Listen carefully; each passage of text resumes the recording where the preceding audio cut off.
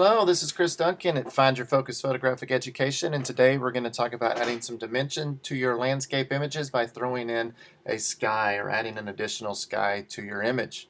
So here is the finished one that I've already done. I have added a few elements to this, the birds as well as the sky, just to give you an idea of where we started and where we're ending up today. This was our starting image, which is it's a nice scenic spot. I just wanted to give it a little more interest and depth, and that's when I chose to add in the sky and do a few finishing techniques that we'll discuss in this tutorial. So let's go ahead and get started. First thing you want to think about when you're going to do this is look at your perspective, your lens choice. And I can tell that this was photographed with a wide angle lens. For one, I know that because I took the image. But two, I can tell that the barn seems so much bigger than the mountains. It's brought forward.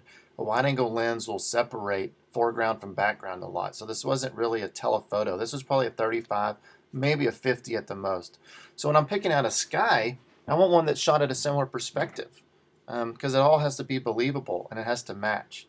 Another thing when I'm looking at adding a sky element is making sure my light direction matches, or the sky matches the time of day.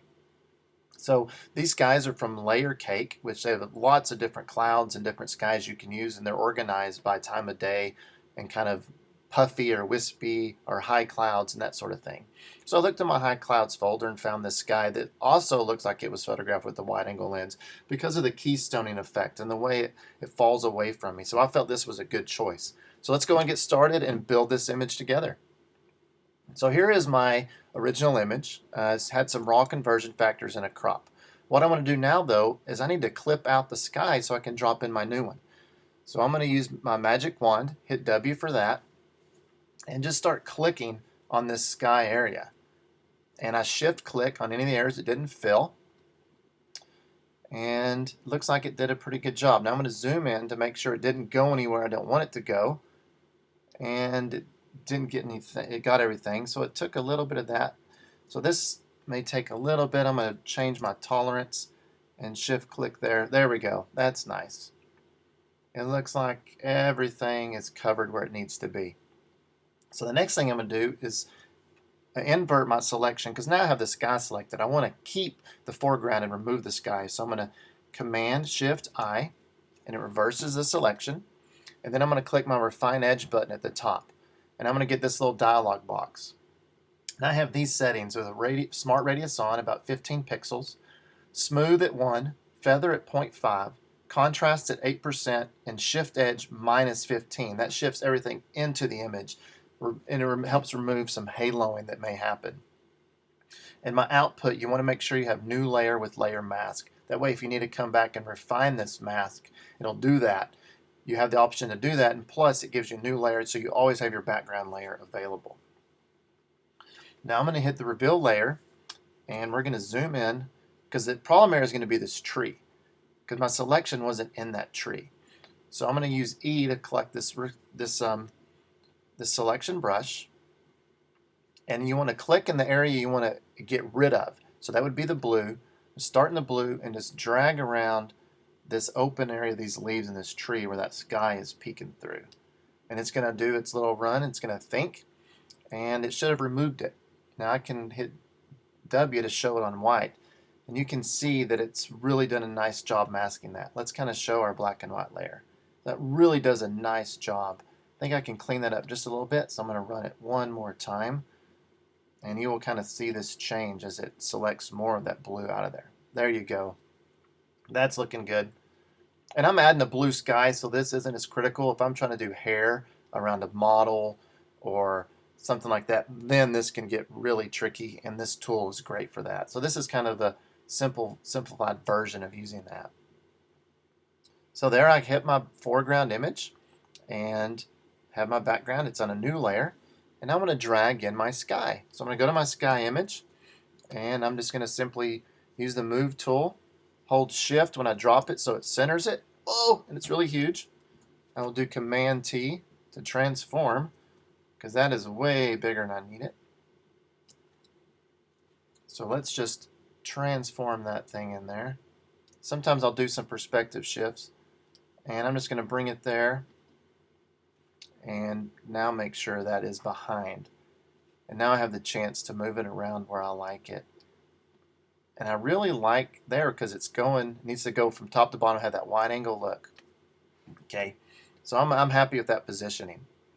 Now, one thing you want to think about when you're doing the sky is your sky images, your clouds, are properly exposed, but they're exposed for the sky. We all know that when we photograph a scene that has the earth element and the sky always appears brighter because it is brighter than the earth. So the sky won't be properly exposed. Now, there's correct exposure and there's proper exposure. The sky is properly exposed for just the sky. It's not the correct exposure for this scene.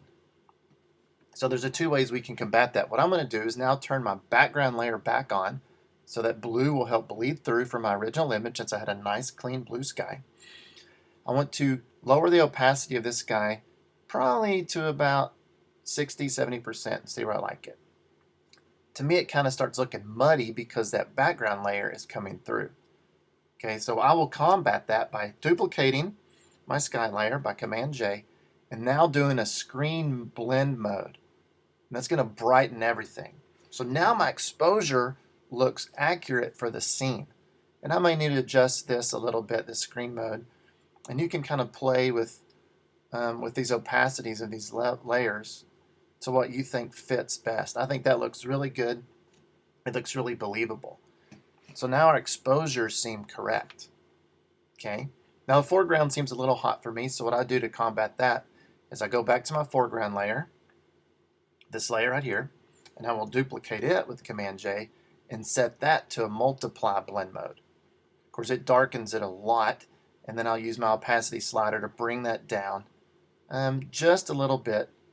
So now I kind of have value tones that make sense in the image with a sky that matches the scene and with a foreground that matches the scene. And really that's it. I could stop there. But one thing I like to do, and I've learned this technique from Richard Sturtevant, who's a master at composites, and this is not nearly as complicated as he does, but it's some of the similar process, is I need to treat the entire image, all the layers, with the same finishing technique, just to help them blend a little bit better. And so what I'm going to do is I'm going to take a warming photo filter and just put a warming filter over it. So now the whole scene gets that adjustment. They all get that warming filter. So it helps blend them together a little more believable. Okay. And another thing I like to do is add a levels layer above it. And I'm just going to make this a little denser. But it makes both layers a little denser. So it's doing my whole image together. And I kind of like where that's going there too. So that looks good. And maybe a little contrast here. And we can add a curves layer. I can bring those white and black values down just a smidge. There we go. And this is all really subjective and personal taste. I think the key to this tutorial is knowing what sky to choose, how to make it match the overall scene of your image. And I think we've done a fairly good job of this so far. I am going to take that warming filter and just adjust it just a little bit, just for my liking, add a little more to it. I tend to like warmth in these images. Okay, another thing you may want to think about, this image does not call for it, but in future references, if you have depth of field that falls off around the mountains like I do here, this is all pretty sharp because it was photographed at such a high depth of field. If you do not have that, you might want to take a Gaussian blur on your cloud layer just to soften your clouds around the horizon where your depth of field falls off. Nothing's going to make an image look more unbelievable, and I mean unbelievable, not an awesome unbelievable, but as in not realistic, as his focus shifts throughout the image, exposure shifts throughout the image, or color shifts throughout the image. So these are all things that we can combat when doing this technique. So at this point, I'm really happy. What I might do now is take it into Nik or Topaz or On One Software, one of those plugins, maybe make fun, intensify, and bring out some details. But the key to that is you want to do any of that until you've got your sky nice and blended. You've got the exposures and the color looking the way you want it. So I'm not going to do that. That's for another tutorial. But what I am going to do is finish this off with just a little vignetting. And I'll show you how I vignette this image. One thing I'm going to do is I'm going to stamp all, which is Command Shift Option E. It merges all layers and puts it into a new layer on the top. And this is where I could start doing some finishing techniques and blurs or whatever. Still have my layers underneath, but I have it stamped. And I'm going to go to another layer cake file in my geese. They have all these bird files that are already cut out. And if you've been to one of our Find Your Focus workshops, you know that birds make all your images look better. Just gives a nice interest to it. So I'm going to drop in some birds here that are way too big. These are nice. They're already cut for you. They're masked, so it's really great. So I'm just going to bring in some birds, just a little bit of compositional element. These flying geese. Important to make sure your scale is right. I think that's a pretty good scale. And I'm going to put a layer mask on this, and I'm going to get rid of a few of those birds. I didn't like these birds back here hanging around, so I'm just going to mask them out. But just adding the birds there is a nice touch to it. Now I'm going to do my vignette.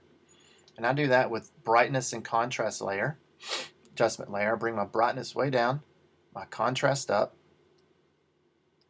And actually I like that there. I'm going to duplicate this and now select my lasso tool with the L and do a feather pixel of about 300. Want to reset your palette so your color palette is white at the top. Okay, so I'm going to reset my palette so I have white, and I'm just going to circle the focus of my scene, which is this barn. Need a little bigger. Let's see. Okay, that looks nice, and I can hit delete, and it just puts a layer mask on that. I'm going to duplicate it with Command J and do a bigger circle. Hit delete again, and then do it again, and just kind of cover where just the edges are going to be shown. And what that allows me to do is it just kind of gives you a nice fade of that vignette. It seems to be really natural gradient there. And then you can go back and adjust the layers, the opacity or the intensity of these layers to make that fit the way you like the image to look. So I think that's looking really sharp right there. I'm just going to bring that down just a little bit. And let's go and adjust my levels just a bit more here. Right there. Now I think we've got an image that's going somewhere. Bump my curves a slight bit. That's looking sharp right there. Let's bump those curves. So now we really have an image that's coming together. Believable sky. Let's go back to where we started. Started with this. Nice image. Then we added our sky. Remember, we did our levels, photo filter, and curves on it to have every layer hit with the same adjustment to make it believable. Added our birds, and then did the vignette to finish it. So once again, this is Chris Duncan with Find Your Focus Photographic Education. And I hope this little tutorial here is a nice way to help you enhance some of your landscape images, some of your portrait images. I add skies to a lot of my exterior architectural images, and it just adds some interest to those photographs, makes them really believable, gives depth and texture to an image, and really just sets it apart from maybe what someone else would go do. Gives a little more professional finish. So I hope this has been helpful, and can't wait to see what you create. Thanks so much for watching.